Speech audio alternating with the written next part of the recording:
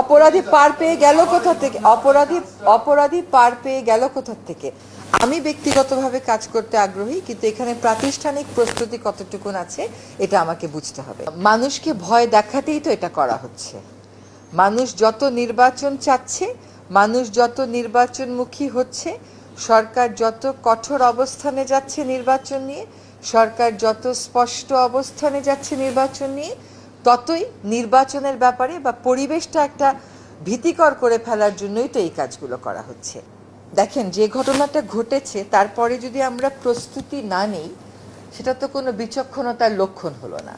এটাকে আমি প্রস্তুতির কথা বলবো, যাতে করে আমার প্রতিপক্ষ কোনো রকমের আর সুযোগ নিতে না পারে। গ্রেফতার হলো না এখনো পর্যন্ত, মানে আপনি এই প্রস্তুতির সাথে গ্রেফতার হওয়াকে কেন মিলাচ্ছেন বলেন? অপরাধী পার পেয়ে গেল কোথা থেকে?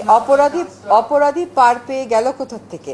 সকল অপরাধী ধরবার জন্য আমরা তৎপর আছি তো। আমরা বলছি না, আমাদের থেকে বারবার স্পষ্ট করা হয়েছে যে অপরাধীকে ধরবার জন্য সর্বাত্মক চেষ্টা করা হচ্ছে, সর্বোচ্চ চেষ্টা করা হচ্ছে। অপরাধী সবসময় 24 ঘন্টার মধ্যে ধরা পড়ে এমন তো না। শুধু এই একটি ঘটনায় না, আমরা অনেক আসামির ক্ষেত্রে দেখেছি যে তারা জামিন পেয়ে যাচ্ছে এবং নন বেইলেবল মামলায় জামিন পেয়ে যাচ্ছে। শুনেন, একটা কথা বলি, নন বেইলেবল আর বেইলেবলের মানেটা আপনাকে বুঝতে হবে। নন বেইলেবল হলেও বিচারক চাইলে বেইল দিতে পারেন, বেইলেবল হলেও বিচারক চাইলে গ্রেফতার করতে পারেন। কোঅর্ডিনেশন হচ্ছে না এই কথাটা আপনাকে কে বলল? দুটোই তো কথা বলেন। একদিকে বলেন বিনা বিচারে আটক রাখা হয়েছে, আরেকদিকে বলেন জামিন কেন পেল, আবার বলেন জামিন কেন দেওয়া হলো না। সেটা না, কোঅর্ডিনেশন না হলে কি হতে পারত সে সম্পর্কে তো আপনার হয়তো কোনো ধারণা নাই।